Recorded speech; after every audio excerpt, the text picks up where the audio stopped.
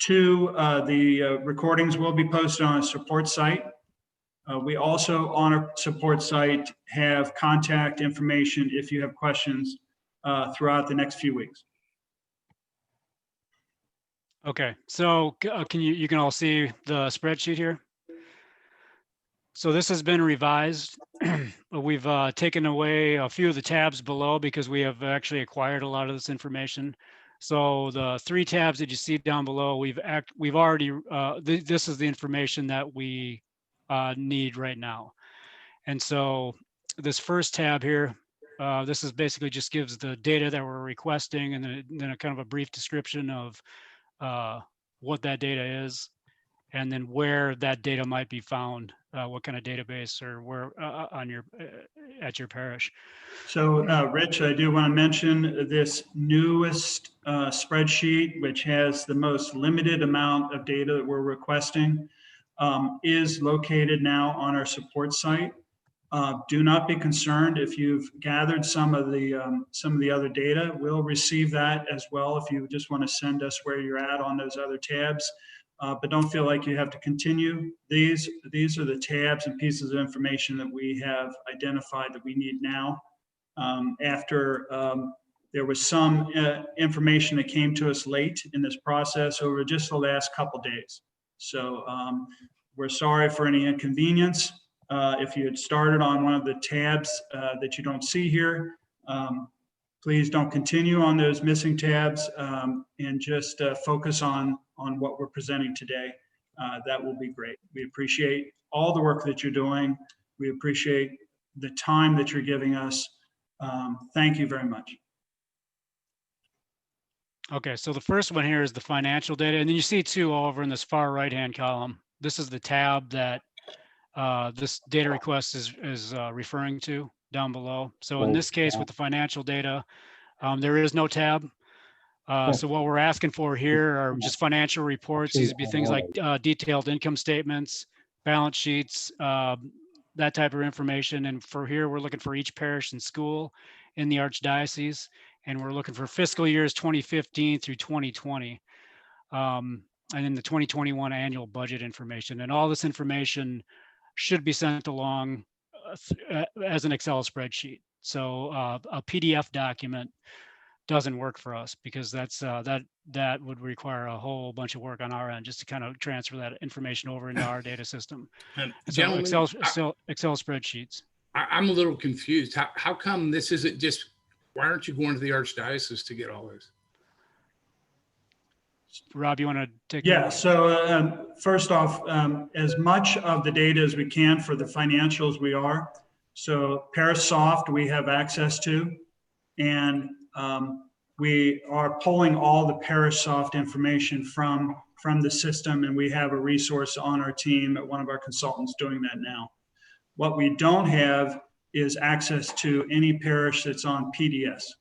So it's not called out specifically right here in what you're seeing, but any information from PariSoft we can access. All right, because that's, I thought everybody was on PariSoft, but No. for instance, we're on PariSoft, so they have access to all that information then. Yes, so anyone on PariSoft, we've received and granted access to the PariSoft software and so to the data. The PDF, those on PDS, we do not have access to those individual parish systems. Okay. Yeah. Now, I suppose I don't know how far, because I'm only been here less than a year. So I guess I don't know how long we have been on. I've been able to go back. Well, let me take that back. I have researched stuff back to 2012. So I know we've been back that far, and that would cover what you're looking at. Yes. So are you saying I don't do or do not need to supply that information in our case? In your specific case, and I'm sorry we couldn't be targeted for every particular parish, but in your specific case, being on PariSoft system and being able to go back to 2012, we can pull that data. Okay, all right. The financial data, not Yes, the financial data. Right. And I think I'm working with the parish secretary on the other data. She had already pulled most of it. Now she realizes she doesn't need to. That we converted over from PDS on the other one to Parish Soft. So I'll have to get with her on that conversion in terms of the, the other suites and of that. I'm not as familiar with those, but I know she's working on those. So I can help her with that. Yeah, what we aren't going to be able to get to is the other parishioner management system in ParishSoft. We don't have access to the parishioner management system. Okay. So we can't pull the parishioner data. Okay. Okay. Can I, and I know maybe I'm getting out of order here. Do you No, mind if go I ahead. ask a few other questions? 'Cause Certainly. one thing I have been trying to get my arms around is one of the questions in there was, had to do with boundaries of the parish. And everybody kind of, I got blank stares from everybody.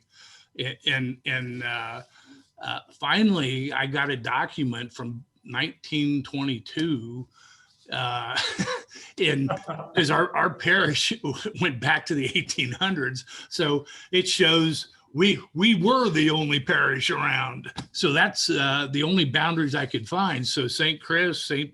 Pete's, Transfiguration, none of them existed. So that's the only thing I could find.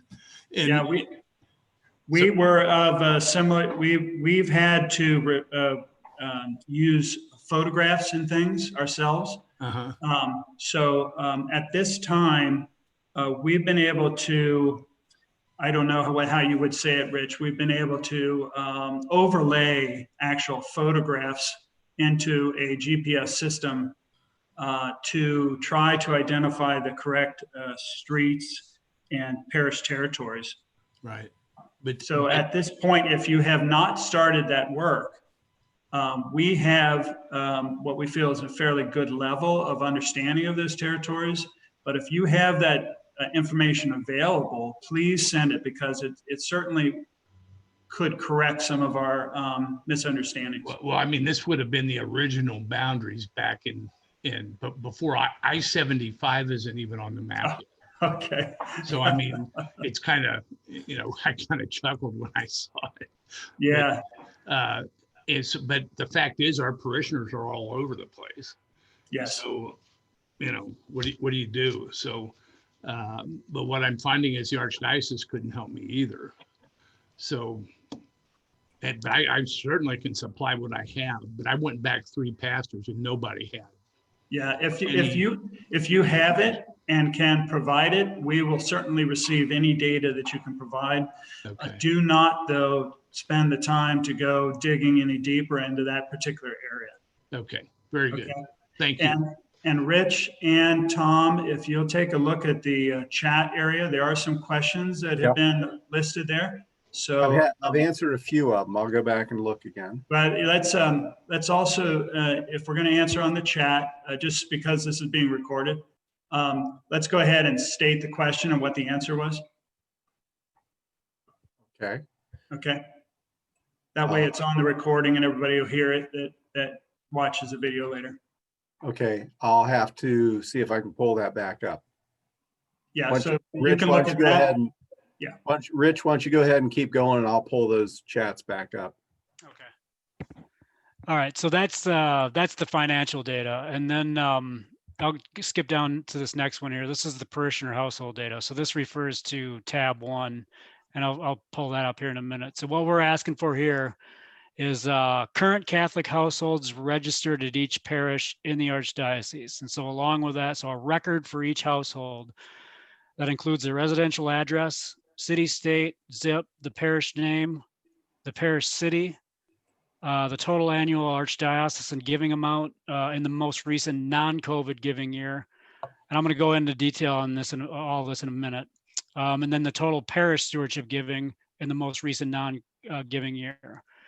And so just a real quick, real important here. First of all, this information, we really need this in Excel, again, in Excel spreadsheet format. And also, we need address information from all households registered at each parish even if they gave nothing. All right, so we want to get an idea of how many households are registered at each parish. And so I'll refer to tab 1 here. So this is kind of in the format in which the way we're kind of looking at it, or the way in which we need it.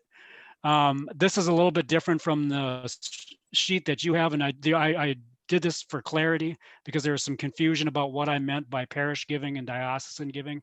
So I'll go over that in a minute. So here again, what I'm asking for is so a record for each registered household. So with an address, the city, the state, the zip, the name of the parish, and this would all be the same.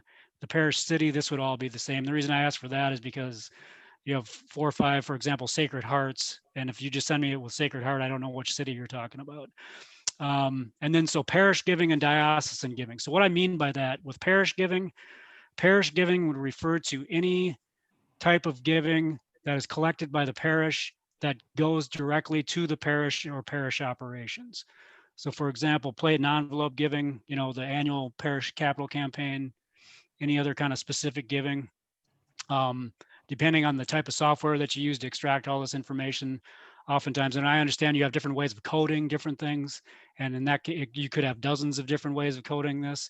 And so you're going to get a different column for each one of these, depending on your parish. And so however you want to send it to me, if you want to send it with, with all the columns, that's fine. Or you can just create another column and total it all up and just call it total parish giving. Either way, I need to know that if you don't total it all up, that this is a parish giving column. Okay, depending on how many columns you have in there. And so with diocesan giving, what we mean is we would call this pass-through giving. So this would be any type of giving that is collected at the parish that is passed through to the archdiocese, that doesn't go directly to the parish. So for example, Catholic Services Appeal, which I understand you probably don't track that, but if you do, you can include it. Things like Peter's Pence, any other pass-through giving. So here again, you might have different codes for this type of giving. If you want to just populate this with several columns, that's fine, but just let me know that this is included in diocesan giving. Otherwise, you can create another column and just sum them all up, and that'll be the total. Okay, so that's the way we want the information. Rob, do you want me to kind of go into why we're asking for this information and just kind of show those graphics? Yes. Yeah. I mean, it wouldn't hurt. Yeah. So I'll go over that quick. And there's a lot of questions about why are we asking for this information? How are we going to use it? And so, so what we do with this information is this is fabricated data. This might look familiar to some of you. This is actually the southern boundary of the archdiocese. This is the Cincinnati area. These are actual parishes. The dots on the map, I made all that up. And so what we do is we collect that address information. So we use this information in a variety of different ways. The first way is we take that information, we take that address information, we run it through what's called the geocoding process. And that geocoding process assigns a latitude and longitude coordinate to that address. And once we do that, we discard the addresses and we can map it all out. We can put it all out on a map so you can see it spatially in graphic form. And the benefit is this, one way is that it allows us to see the distribution of Catholics across the archdiocese, where they live and where they live in relation to their parishes. Okay, and so, and as far as like privacy data, when we report this, any kind of analysis reporting that we show, this is the finest scale that you're going to see this information. So you're not going to be able to drill down, zoom in on one specific household and determine, oh, this is the Joneses and they live in this particular area. This is what it's going to look like. It's going to look like a blob of little points, basically across the landscape. And then as far as the files that we have, so we'll have these files on hand. Like I said, this will all get converted to lat long. We'll discard the addresses. We don't ask for names. We don't want names. And that file sits on a server that is offsite from our office behind a firewall and with security protocols in place. All right, so that's one way we use the information. Another way we use the information is we take a lot of this data that we receive from the Archdiocese and from the different parishes and schools, and we basically blend it together, mash it together with some of the information that we receive, other information, ancillary information, demographic information that we receive from other sources. So what you're looking at here again, you're looking at this fabricated registered households at the address level data. And then underneath that, these browns and tans, these are US Census data, the total number of households in 2020.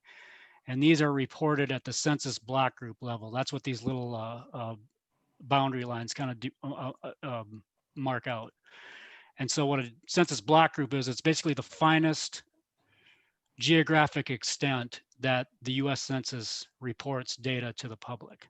And so we have information to all this data. So it's not just how it's, there's a lot of population data, race, ethnicity, income, housing type, things like that, that we purchase, acquire from ancillary sources, and we use it to, we use it in conjunction with the data that you send us you send us.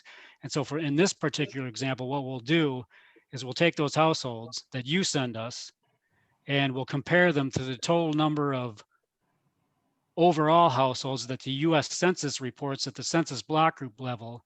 And what we can do is we can create a map like this. And so this gives us the Catholicity, or the total number, the percentage of Catholic registered households across a geographic extent. So with this information, then we can get an idea of where Catholics are, where they aren't, the percentages, things like that. It shows patterns basically across the landscape. All right. So that's one way we use the information. Another way we use the information, and this is where the stewardship and diocesan giving kind of comes into play. And so here again, you're looking at the registered households, point data, address data. Underneath this, the tan colored layer, that's 2020 median household income. And what we do is we join the registered households with those median income neighborhoods, and we assign the median income that each household resides in to that household. And what we do with that, and this is where we use the stewardship and diocesan giving, and this is the type of analysis that we'll report.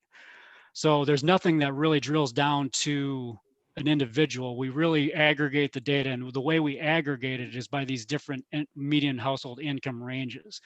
So in this example that I'm showing, you have 5 different income ranges. You have X number of households that are assigned that median household income. Of those households, you have X number that were actually gave something to the Archdiocese in terms of stewardship giving and their percentage of the total, the average median income among those givers, the average amount they gave, and then the percentage of the percentage that they gave compared to their total overall median income. All right, and so that's how we use this data, the address data, in conjunction with something like median income, along with the giving data. And then we can do all kinds of different analysis. So in this case, over here on the right, I just kind of show in this case, the Archdiocese was interested in how many givers gave more than $1,000 in a giving year. Okay, and so we kind of did the same analysis for that. So that's how we use the address and the giving data. Another way that we use address data is we'll do a drive time analysis. So in this case, what we do is we create these different drive time zones based on each parish. So in this case, we did 5-minute, 10 and 15-minute drive time zones. All these drive time zones are created based on an underlying street network. So interstate highways are given more precedence, I guess, than county roads or smaller side streets. And so that's why you don't see like a circle around the parish. So these zones are based on the underlying street network. And then if we plot those household addresses on top of this, we can calculate how many households actually live within a certain drive time of the parish. And so the type of analysis we do in that case would be something like this. where we create a table for a particular parish, and you have X number of households that are registered with that parish who live within a certain drive time of that parish. And then there are other Catholic households that are not registered with that parish that live within those boundaries as well. And we'll kind of flesh those out. So that's basically how we use the address data. And so we use it, first off, we use it as we call it current reality. Here's where your parish is at. Here's where, the entire archdiocese is at. And then with that information, especially with the giving information, what we do is that's a part of a broader analysis that measures engagement with the parish and with the archdiocese. And so we'll look at things like stewardship giving, mass attendance, how many sacraments are administered, religious education enrollment, Catholic school enrollment, and we'll take all that information together. And it basically is, and we'll create a formula that measures basically engagement with the parish and with the archdiocese. And so we use that to report, here's where you're at. And we'll use that, we'll utilize that information as well when we model future parish design. Okay, Rich, maybe we can pause. Tom, were there any particular questions that you would call out that we need to share with everybody else? Yeah, there were two questions on the chat. The first one, we had somebody ask, what do we mean when we say the historical registered Catholic households? That number, or that request was basically how many families do you have registered in your parish census system, PDS, ParishSoft, et cetera, for a period of years. Now, I did get back to this person and let it, and so everybody knows that was something we had on one of the original spreadsheets. However, we were able to get all that from the archdiocese, so you no longer need to report that. We were able to get it from the Archdiocesan Records Office, but that does refer to the number of actual families registered at your parish. Yeah, and can I cut in there, Tom? So just to be clear, so we have obtained that information, historical registered Catholic households. That was just a raw number year by year, how many, just to get an idea of the growth decline trends across the parish and across the archdiocese. In the case of the address information, we're basically looking for 1 year, the most recent year of data. And so, especially with the giving data. And so I just kind of want to make sure everybody understands this. So, and we're looking for a non-COVID year. All right, we don't want giving data, and that basically is 2020. So however your parish reports in your financial information, whether it be by fiscal year or calendar year, if it's calendar year, what we want is giving data from January of 2019 to December of 2019. If it's fiscal year, what we're looking for is giving data and the address data from July 1st of 2018 through June of 2019. So just to be clear, non-COVID year, because we understand, it's been a strange year, and that's basically going to throw off all the trends and this year, just because it's just been such an oddball year. So this may be an area where we need to state this maybe a couple more times, but I just want to make sure there aren't any questions about this particular area or the years we're talking about. Any questions? One general overview of this data request is, think of it as the same kind of process you go through when you're generating contribution statements at the end of the calendar year for your parishioners. You're gathering that same kind of information, only you're putting it in an Excel spreadsheet as opposed to generating a letter that you're sending out to your parishioners in January. But you're going to go through the same kind of process in order to obtain that data. Rob, there was one additional question. I think it's pretty straightforward, but I want to throw it out to the group. And Rich, you may want to verify this. We did have somebody ask, they said we were requesting data on CSV files. Did we also want them on the data spreadsheet? And I explained that really either method is fine. Rich is the person who's ultimately going to be using this data.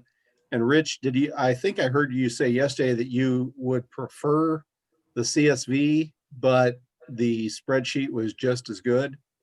Or is Yeah, that, I mean, anything that I can bring into Excel, I mean, a CSV file is fine.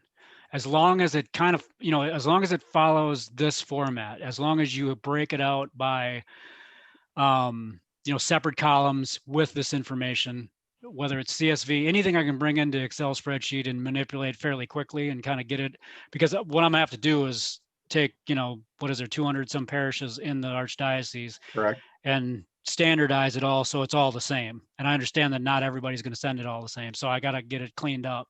And so the easier, the cleaner you get it together on your end, the easier it's going to be on my end. But to be clear, it doesn't really make you a difference whether they copy and paste it into this spreadsheet or if it's actually a CSV file, as long as it follows the rows and columns in the format you've laid out. Right. Yes. One thing I would just say, make sure everybody safeguards, and that is open those CSV files, take a look at them, make sure that we do not have names or any other data that would identify the parishioner or the student except for the address information. So you might extract the information from your data source. Please open those files up just to make sure there wasn't a column in there with names in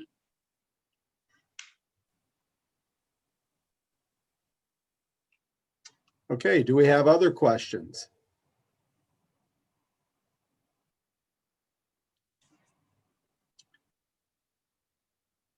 Okay, Rich, I guess you Should go on? Okay. Yep. Okay, I'm going to jump down one here. I'm going to jump down to the Catholic student data. So that's referring to tab 6. So this is similar to the parishioner household information. So here again, we're asking for current Catholic students at each school.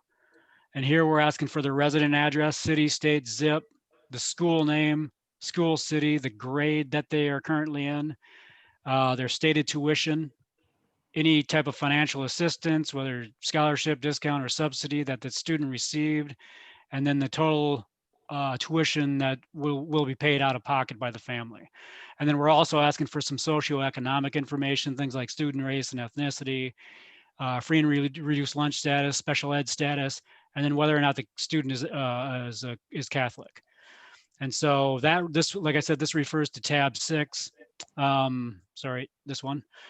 And so here again, this is Excel spreadsheet is how we need this information broken out into different columns. This is how we'd like to see it. So again, no names, just the address, city, state, zip, the school name, the school city. Please include these again, because I'll get confused if you have several schools with the same name and I don't know which city you're talking about or school you're talking about, the grade they're in. And then, so stated tuition, any financial assistance received. So a simple way to think about this is this minus this should equal this. That's kind of what we're looking for. So whatever the tuition is, minus any discount that they might have, whether it be a scholarship or if they have siblings and they get a discount because they have one or more, or 2 or more siblings there, kind of factor that in, and then the tuition paid. And also too, getting, in regards to siblings, we need a record for each student, not for each family at the school. So if you have 2 or 3 siblings that are at a school, we need a record for each school, or I'm sorry, a record for each student. So obviously this would be the same address, city, state, zip, and school name. The grades probably would be different. The way that I would treat this is if you have 3 siblings, just whatever the stated tuition is divided by 3. Same thing with any financial assistance that the family received, just divided by 3 and assign it to each student if they are siblings. And then these 2 columns divided by the number of divided by the number of siblings. Yeah. Okay. And then here, free and reduced lunch status, special ed status. So a simple free, reduced, or no. Special ed status, are they in a special ed program or aren't they? And are they Catholic or no?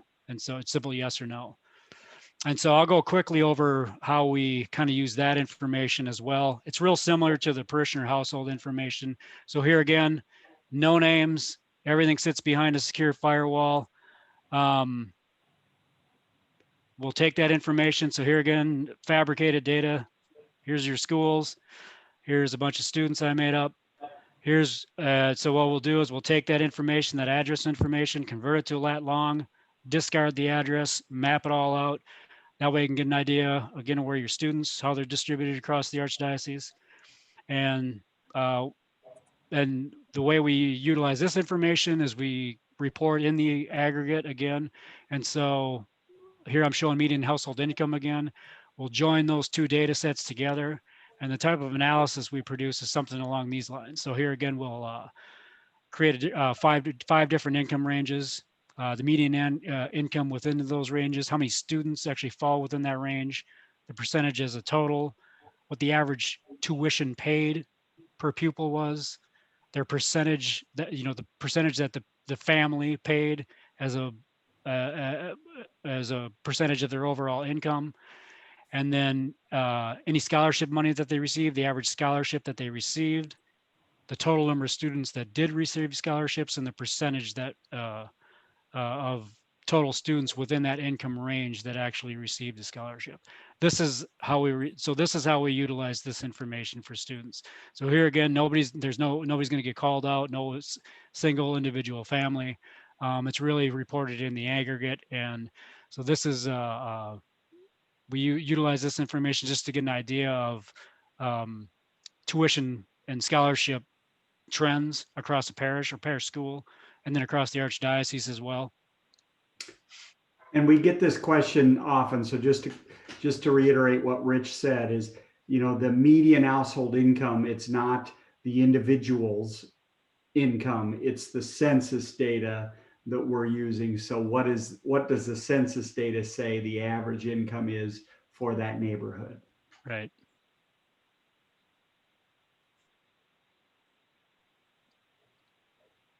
And then too, we also use this information as well. So we, when we get US Census information, we also get information that we can break down by age group.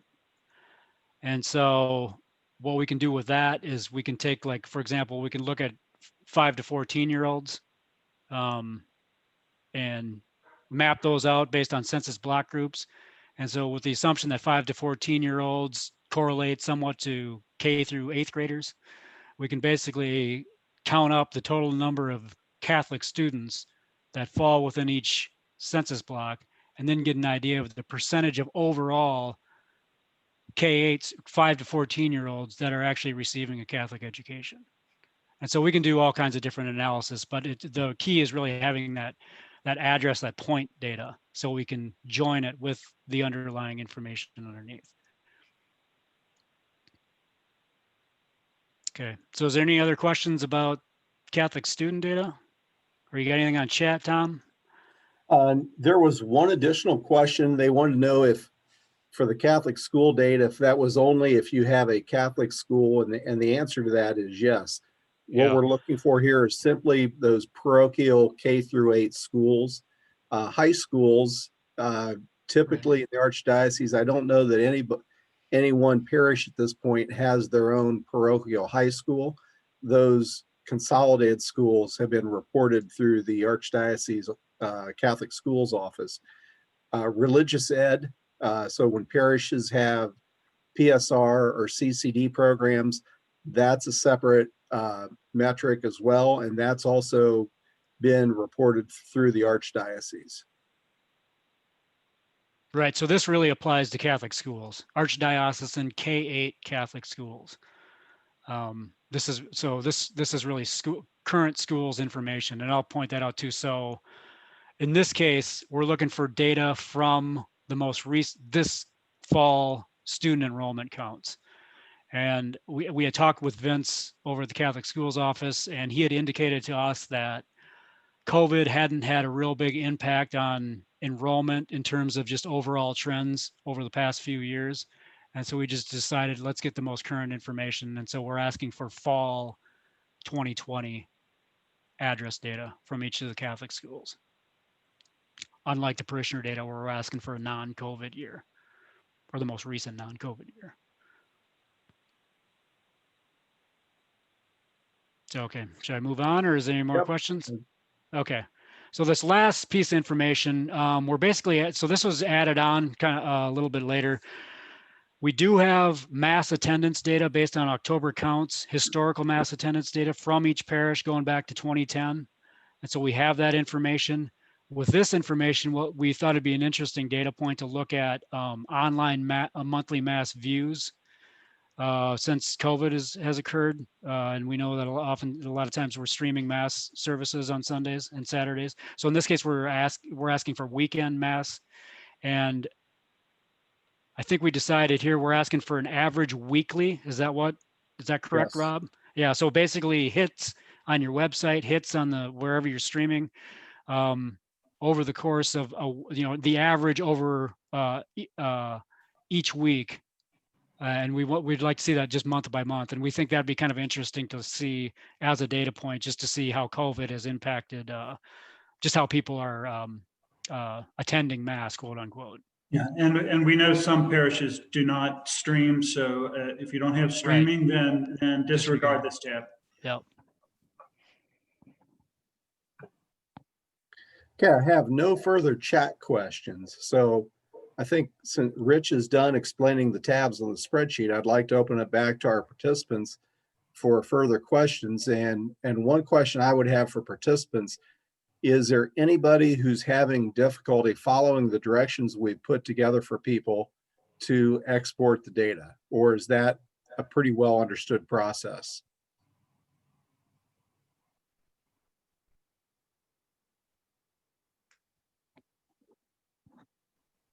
If you would like to reply and you're not hearing anything, unmute yourself.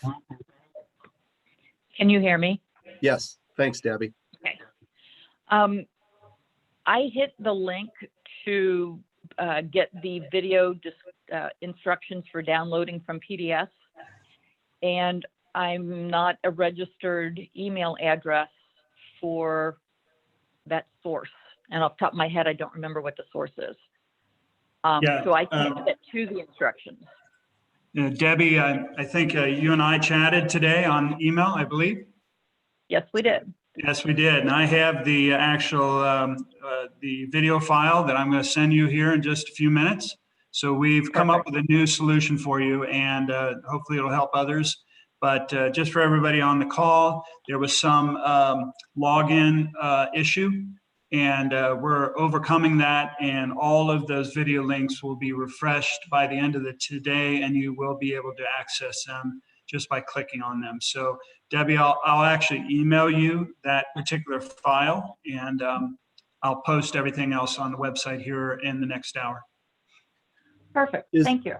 Is Debbie, there anybody here who's using the Gabriel system as opposed to PDS or ParishSoft? Yes, we are at Incarnation in Centerville.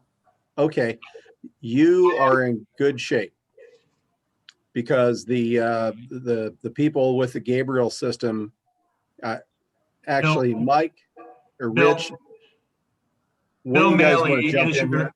yeah, Bill Maley is your contact for Gabriel reports. Yeah, yes, I know. Okay, great.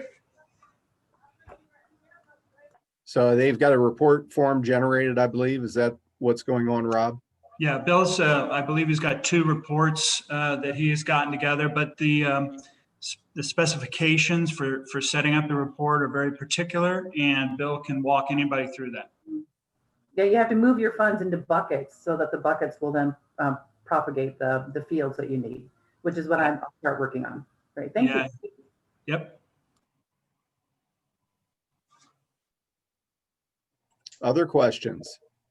Please feel free to speak up. Hi, we're also on Gabriel, Our Lady of the Sacred Heart, and St. Pete's. And Joan, hopefully I can reach out to you because I need to figure out how to do those buckets. Okay. Do you want my email address or? Yeah, that'd be great. Okay. Just be aware too that Bill actually was encouraging people to also call him. So his contact information is on our support site. If you haven't, you probably already have a contact with him if you're on Gabriel. Yes, yes. And he will be glad to spend some time with you. Okay, okay, Okay. great. Not trying to stop anybody from Oh, sharing, no. sharing No, information. And Tom, I see that there's a question. What is the site for taped sessions?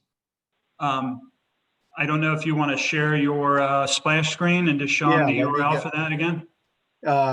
Okay, Yeah, let I me go stopped back sharing and here, share that.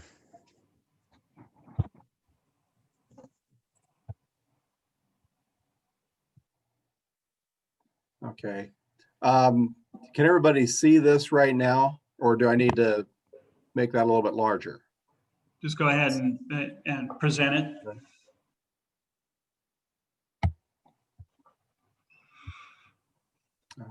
I apologize. Hang on. There we go. So on the left-hand side where you see support website, the link you see underneath there, https://aocleadership.org/data-gathering-resources/. And I apologize for the length of that URL. I could not make it any shorter. I would love to have made it short for you, but that is the raw URL. It is also a URL that would have been part of the email sent from the dean to the pastor. And so if you've received the forwarded email from the dean, likely the URL is embedded in that email. So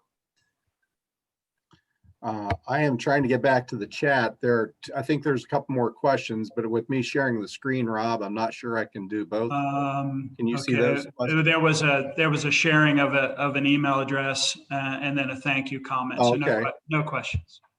Okay. So I have a question. So this is only for gathering the financial information. Are there any videos or help on gathering all the other information like baptisms and all that, confirmations and that type of thing? So Go ahead, Rob. So I was going to highlight, as we mentioned at the very beginning of the video, and I'm sorry if we didn't repeat this again a little bit later as people were joining, there is some data that we've actually been able to just acquire in the last day or so. And sacramental data for our parishes is one part of that information that we've been able to acquire. So as Rich was sharing his spreadsheet, you will see that there is no longer the tab for sacramental data. And if you have not started acquiring sacramental data or collecting that, do not worry about collecting that at this point. We have that, and we have it all the way back to 1999. Okay, great. So that all we need to send is what's on this spreadsheet. Yes, and Okay. the newest version of that spreadsheet, because I know it's a little confusing, the older one had more tabs. Yeah. That newest spreadsheet is on the support site. Tom, I don't know if you want to just bring up the support site for everybody so we can just scroll Sure. down through. Okay, Once I get back there, give me 1 second. that's all right.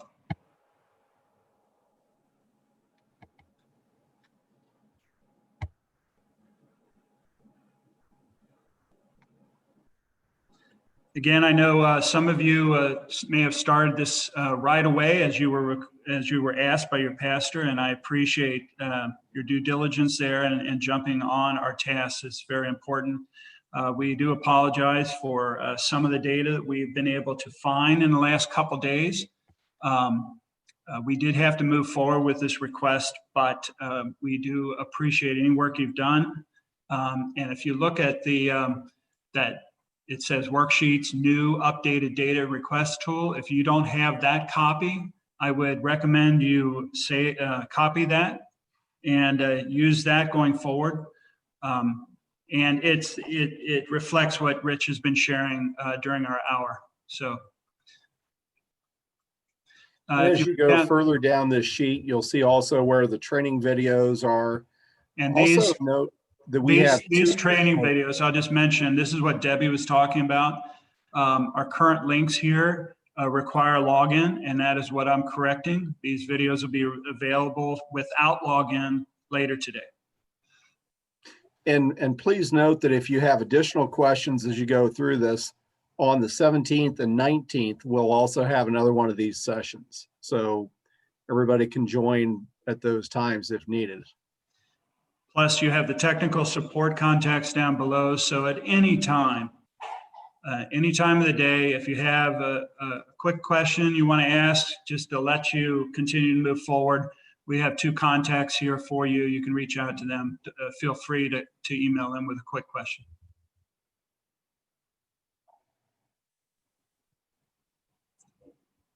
So I have a question. So the one tab is only for streaming. So we stream on like through Facebook, but you can't but someone could log in and not have Facebook. So you can't really tell. Yeah. Is that Yeah. something you want or? No, this is really people downtown, and even some of our pastors have encouraged us to collect this year's streaming numbers. If this is an issue, if you don't have the numbers, you don't stream, you're using a tool where you can't capture those numbers, this is not going to be a primary piece of our current reality analysis. It will simply be used as some additional information. So, Fun facts. yeah. Well, hopefully it's a little bit more than just wanting to know. So hopefully we'll use it, but it won't be built into the models. Okay.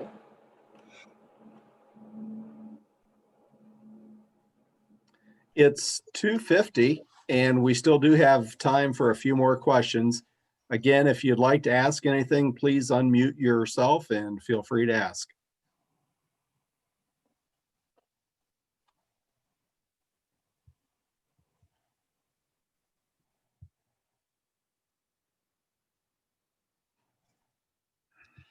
Okay, well, I don't want to keep anybody on the meeting longer than they need to be. I know you have other things to be doing. We are providing these trainings for you. So if you have a desire to come back on future meetings, we look forward to talking with you and answering any questions. We can certainly take emails. Once we've made those initial contacts with you, and we can handle, a phone call or however you want to communicate. We can even set up quick Zoom meetings with you and share desktops and things like that if that will help you in the future. So we're trying to be as available as possible. I do thank you again for all the work that you're doing, everything that you're doing to help us with this effort, but also help the Archdiocese and help your regions and your parishes. So I appreciate all your work and your attendance in our meeting today. We'll be here for a few more minutes. We'll stay on. If you think of another question, just jump back on over the next few minutes. Else, have a great day. Thank you again for attending. Yeah, thank you everybody for your time today and the work you're putting into this. Thank you. Thank you.